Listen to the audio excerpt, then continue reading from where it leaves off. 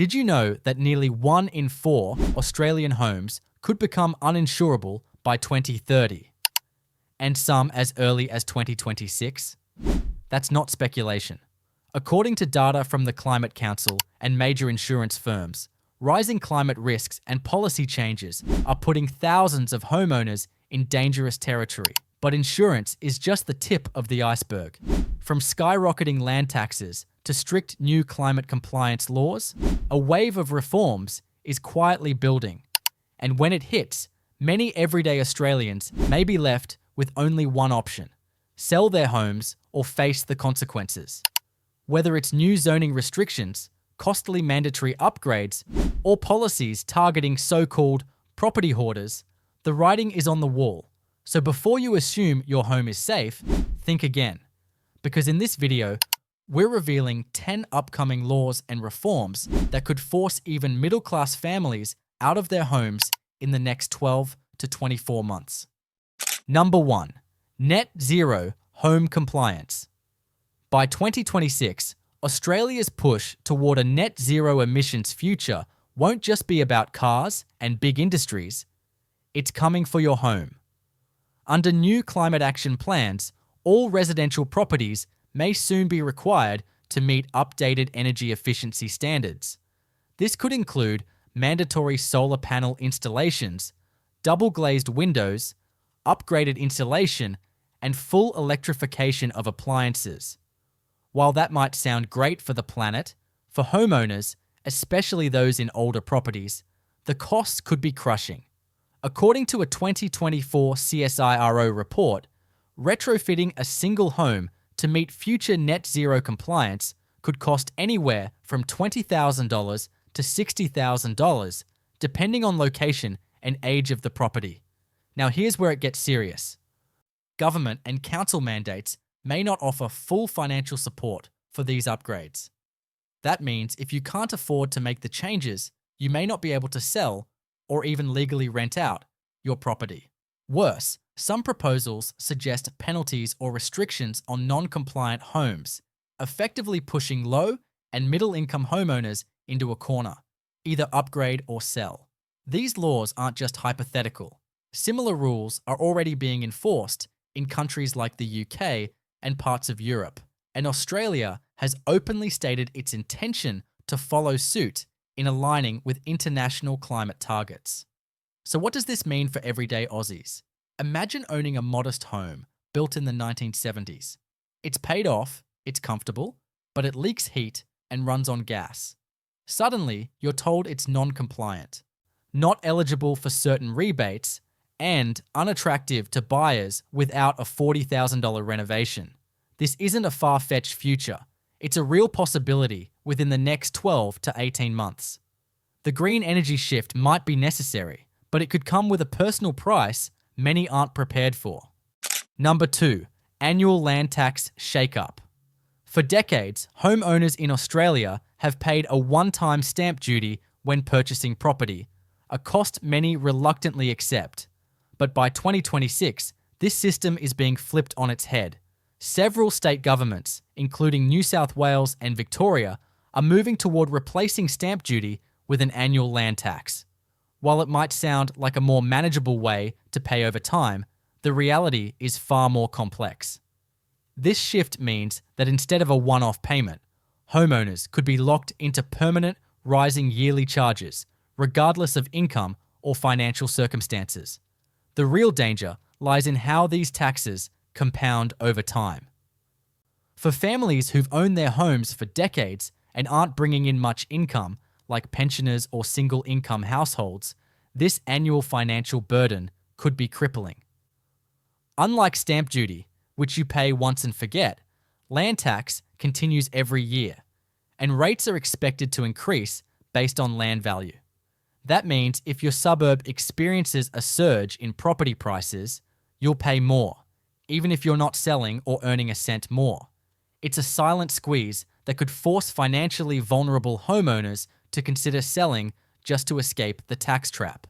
And here's the twist. While the reform is framed as helping first home buyers, it may penalize those who've already paid off their homes. Imagine finally reaching retirement, debt-free, only to be hit with annual land tax bills you didn't plan for and can't afford. For many Australians, especially those on fixed incomes, this change could become a financial time bomb. With the transition already underway in some areas, and national discussions heating up, this law might not just be a theory. It could be the trigger that pushes thousands to sell up and downsize or relocate entirely. Number 3. Climate risk zones. As climate change intensifies, the Australian government is being urged to take stronger action, and one of the most alarming proposals involves reclassifying entire suburbs as high-risk climate zones. That means if your home is located in a floodplain near a bushfire-prone area or along an eroding coastline, you could soon find yourself in a no-build or limited development zone. These classifications are expected to come with strict building restrictions, reduced property values, and in some cases, the loss of insurance eligibility altogether. What was once a peaceful riverside home could soon become a financial burden with no escape route. According to reports from the Climate Council and multiple insurance bodies, some councils are already implementing preliminary zoning changes to reflect future environmental risks.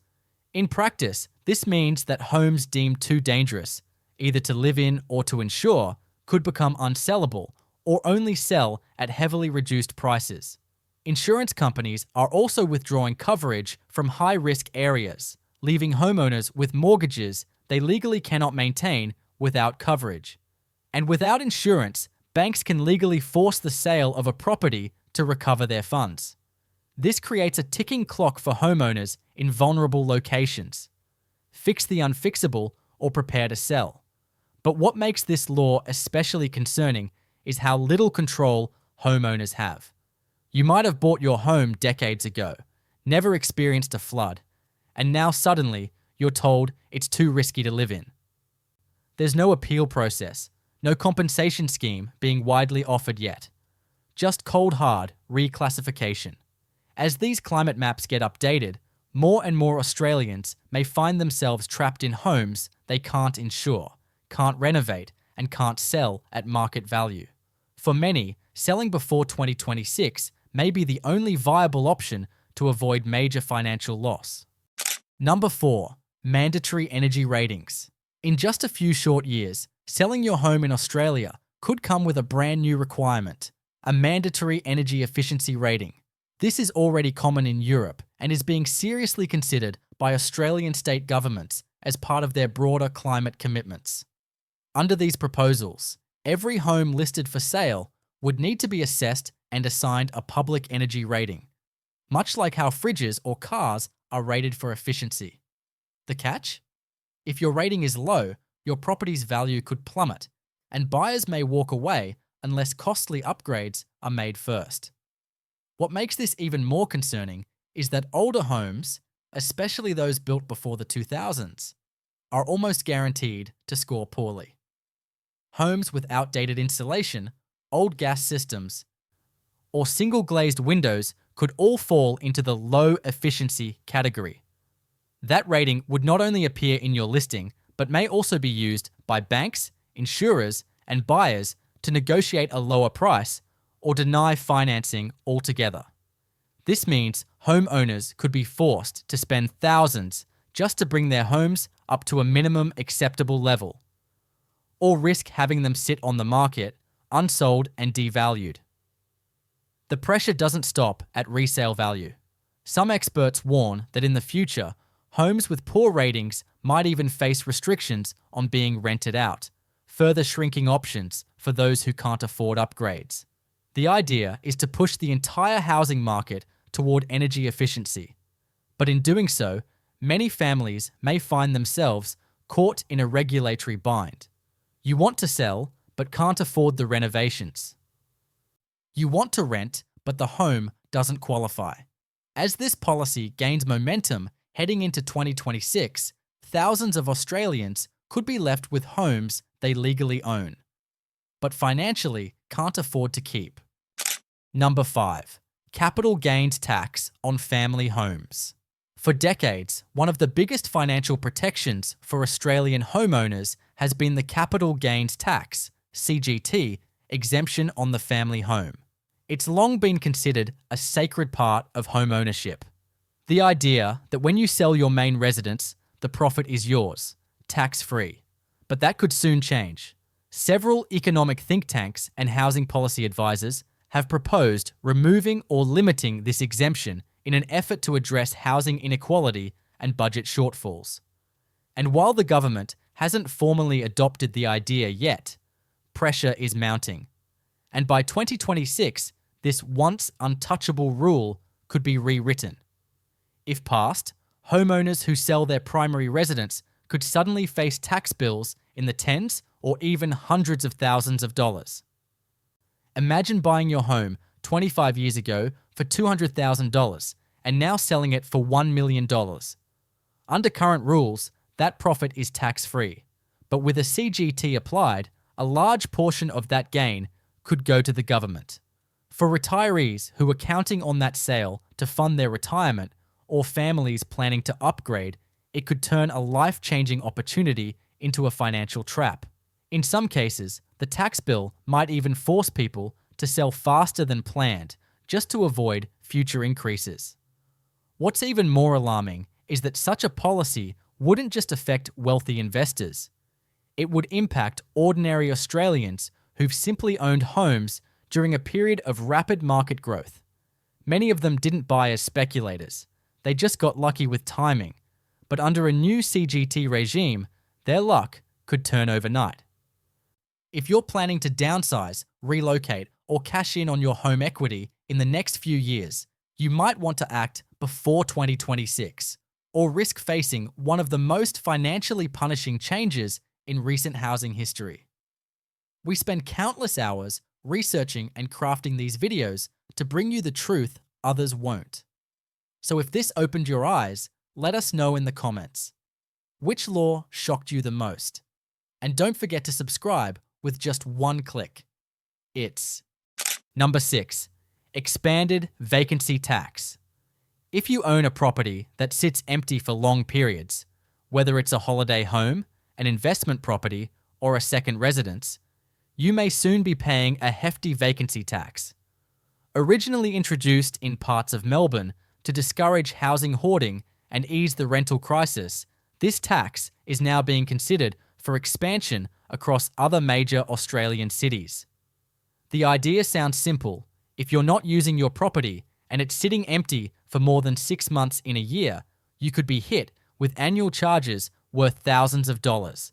But the impact could be far more widespread than most people realize. This tax doesn't just target foreign investors or speculators. It could affect everyday Australians, retirees with a beach house, families who've inherited a second property, or even people temporarily living overseas. And here's the catch. Proving that a home is regularly occupied isn't always straightforward. Councils may use electricity usage, postal activity, or even surveillance data to determine vacancy. That means if you're not careful, you could be taxed even if you weren't truly vacant, just absent for a few months. For many owners, especially those on tight budgets, paying a steep vacancy fee every year may not be sustainable, leaving them no choice but to sell. What makes this law particularly harsh is that it doesn't consider the emotional or personal reasons people might keep a property empty. Whether it's holding onto a childhood home or planning for future family use, the government's message is becoming clear. Use it, rent it, or lose it. With new housing supply under pressure and rental demand at an all-time high, vacancy taxes are being viewed as a quick fix. But they may end up forcing thousands of Australians to offload properties they once saw as long-term assets or family legacies. Number 7. Water efficiency regulations. As Australia faces more frequent droughts and dwindling water supplies, state and local governments are turning their focus to water usage in residential homes. And new laws could soon make water efficiency mandatory. These aren't just recommendations. They could include compulsory upgrades like installing grey water systems, water-saving fixtures, smart irrigation, and even rainwater collection tanks. In newer developments, some of these measures are already being enforced, but by 2026, existing homes, especially in drought-prone regions, may be legally required to comply. And the cost of compliance, in many cases, it could run into the tens of thousands of dollars. The issue is that many older homes were built in an era where water usage wasn't tightly regulated. Updating them to meet modern efficiency standards may require major plumbing overhauls, landscaping changes, or external storage systems, all of which add up quickly. For homeowners already struggling with mortgage repayments or on fixed incomes, these new demands could become a serious financial burden. And if the home is non-compliant, councils may impose fines, restrict resale approvals, or even classify properties as unsuitable for rental until the necessary upgrades are completed. In areas under strict water stress, enforcement could be even harsher. What makes this particularly worrying is that non-compliance may not be a matter of choice. It could be a matter of feasibility. Not every home can easily accommodate a grey water system or large water tanks, especially those on smaller blocks or older plumbing networks. But regulations won't necessarily account for that. As a result, many owners might be pushed to sell simply because modifying the home is more expensive than keeping it. These changes, though environmentally important, could leave thousands of Australians in a difficult position, forced to choose between water compliance or giving up the property entirely. Number 8. Rental law overhauls. Rental laws across Australia are undergoing major transformations, aiming to protect tenants. But many of these changes are placing intense pressure on landlords, especially small, independent property owners. By 2026, new regulations may require landlords to meet strict property standards, cap rent increases, and allow tenants longer lease security with fewer grounds for eviction. While this might be great news for renters, it could become a nightmare for landlords, many of whom are already struggling with rising interest rates, maintenance costs, and compliance requirements. The result? A growing number of owners are choosing to exit the rental market altogether.